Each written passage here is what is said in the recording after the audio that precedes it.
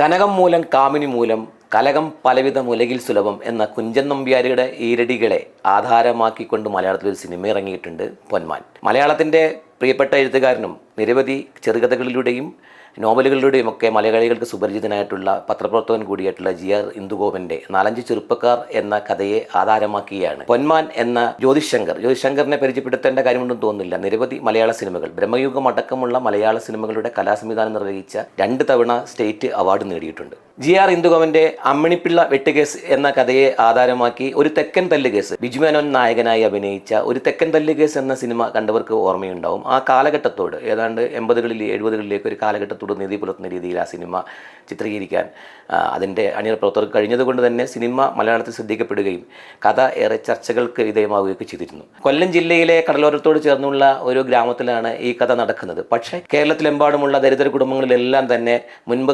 കാലഘട്ടങ്ങളിലൊക്കെ ഈ കല്യാണം നടന്നിരുന്നത് ഏതാണ്ട് ഈ സിനിമയിൽ പറയുന്നത് പോലെ തന്നെയായിരുന്നു എന്നുള്ള കാര്യത്തിലൊന്നും തർക്കമില്ല. കാരണം പാവപ്പെട്ട വീടുകളിലെ പെൺകുട്ടികളെ വിവാഹം ചെയ്ത് അയക്കുന്നതിന് കുറിക്കല്യാണമൊക്കെ നടത്തിയിരുന്ന കാര്യം എല്ലാ ആളുകൾക്കും അറിവുള്ളതാണ്. കല്യാണം നടക്കുന്ന വീട്ടിലേക്ക് വധുവിനെ അണിയാനുള്ള സ്വർണം നേരത്തെ എത്തിക്കുകയും അതിനുശേഷം കല്യാണം നടത്തുന്ന വഴിയായിട്ട് ലഭിക്കുന്ന പണമൊക്കെ ഉപയോഗിച്ചുകൊണ്ട് ആ കടം വീട്ടുകയും ചെയ്യുന്ന രീതി നമ്മുടെ നാട്ടിലൊക്കെയുണ്ട്. അത്തരത്തിലുള്ള ഒരു സംഭവത്തിൽ നിന്നുകൊണ്ടാണ് കഥ പറയുന്നത്.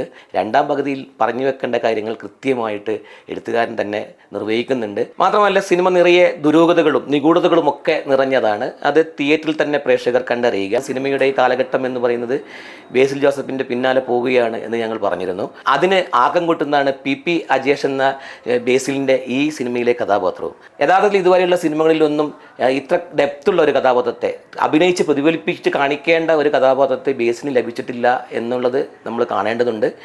ഈ സിനിമയിലൂടെ ആ വിടവ് കൂടി ബേസിൽ നികത്തുകയാണ്.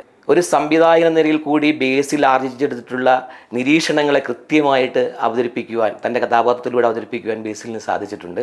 അതുകൊണ്ട് തന്നെ ബേസിലിൻ്റെ ഏറ്റവും നല്ല സിനിമകളിൽ ഒന്നാണ് പൊന്മാൻ എന്ന് തീർച്ചയായും നമുക്ക് പറയാം. ഈ സിനിമ പറയേണ്ട കാര്യങ്ങൾ കൃത്യമായിട്ട് അവതരിപ്പിക്കുന്നുണ്ട് എന്നുള്ളത് കൊണ്ട് ഇന്നത്തെ സാമൂഹിക പ്രസക്തിയുള്ള ഒരു വിഷയം തന്നെയാണ് സ്ത്രീധനവും.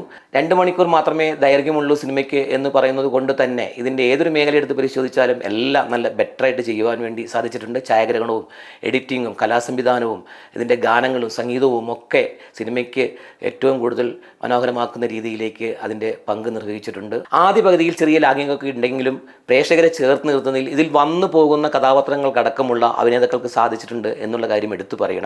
പ്രത്യേകിച്ച് സജിൻ ഗോപിയുടെ മരിയാൻ എടുത്തു പറയേണ്ട കഥാപാത്രങ്ങളിലൊന്നാണ്. ആവേശം എന്ന സിനിമയിലെ അമ്പാൻ എന്ന കഥാപാത്രത്തിന് ശേഷം സജിൻ ഗോപിന് ലഭിക്കുന്ന ഏറ്റവും മികച്ച കഥാപാത്രങ്ങളിലൊന്നാണ് മരിയാൻ. ഒരു വേള ക്രൂരനായിട്ടുള്ള കഥാപാത്രമായിട്ടാണ് മരിയനെ കുറിച്ച് നമുക്ക് തോന്നുകയെങ്കിലും തൻ്റെ 2 സഹോദരിമാരെ കെട്ടിച്ചയക്കാനുള്ള ഒരു സഹോദരൻ്റെ വിഷമങ്ങളും വേദനകളും നിസ്സഹായതയും ഒക്കെ പങ്കിടുന്ന കഥാപാത്രം കൂടിയാണ് മരിയാൻ. ഇഷ്ടമില്ലാത്ത വിവാഹം കഴിക്കാൻ നിർബന്ധിയാകുന്ന സാധാരണ കുടുംബങ്ങളിലെ പെൺകുട്ടിയായിട്ട് അഭിനയിക്കുമ്പോൾ തൻ്റെ നിസ്സഹാവസ്ഥയിൽ നിന്ന് പിന്നീട് ബോൾഡായിട്ടുള്ള ഒരു കഥാപാത്രമായിട്ട് പരിമാണം ചെയ്യാൻ ലിജമോൾക്ക് നിഷ്പ്രയാസം സാധിച്ചിട്ടുണ്ട്. അത് സിനിമയുടെ കഥാഗതിയെ പ്രത്യേകിച്ച് ക്ലൈമാക്സിൽ നല്ല ഒരു മെസ്സേജ് പകരുവാൻ പ്രേക്ഷകർക്ക് നൽകുവാനായിട്ട് ഈ സിനിമയിലൂടെ ഇതിൻ്റെ അണിയറ പ്രവർത്തകർക്ക് സാധിച്ചിട്ടുണ്ടെന്നുള്ള കാര്യത്തിലൊരു സംശയവുമില്ല. സ്റ്റെഫിയുടെ സഹോദരനായിട്ട് വരുന്ന ആനന്ദ് മന്മഥൻ, അവരുടെ സുഹൃത്തുക്കൾ പ്രധാനിയായിട്ട് വരുന്ന ദീപക് പറമ്പോൾ, ഇവരുടെ അമ്മയായിട്ട് അഭിനയിക്കുന്ന കഥാപാത്രം, ഇവരൊക്കെ അതിൽ വരുന്ന മറ്റ് സ്ത്രീ കഥാപാത്രങ്ങളെല്ലാം തന്നെ എല്ലാവരും എടുത്തു പറയേണ്ട നിരവധി പേരുണ്ട്. അതിലേക്കൊന്നും പോകുന്നില്ല. എന്തായാലും സിനിമയുടെ കെട്ടുറപ്പിനെ ഗുണകരമാക്കുന്ന വിധത്തിൽ ഇവർക്കെല്ലാം ചെയ്യാൻ വേണ്ടി സാധിച്ചിട്ടുണ്ട്.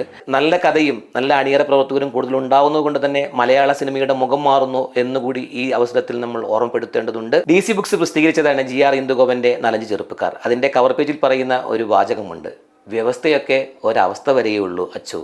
ഇതുപോലെയുള്ള നിരവധി വാചകങ്ങൾ ഈ സിനിമയിൽ നിന്ന് നമുക്ക് വായിച്ചെടുക്കാനാവും. പെണ്ണിൻ്റെ ചന്തം സ്വർണ്ണത്തിലും നിറത്തിലും ഒന്നുമല്ല എന്ന കൃത്യമായ രാഷ്ട്രീയം അടയാളപ്പെടുത്താൻ കൂടി പൊന്മാൻ എന്ന സിനിമയിലൂടെ അതിൻ്റെ അണിയറ പ്രവർത്തകർക്ക് സാധിക്കുന്നുണ്ട്. ഇതിൻ്റെ അണിയറ പ്രവർത്തകർക്ക് അഭിനന്ദനം നേർന്നുകൊണ്ട് മറ്റു സിനിമയുമായി നമുക്ക് വീണ്ടും കാണാം.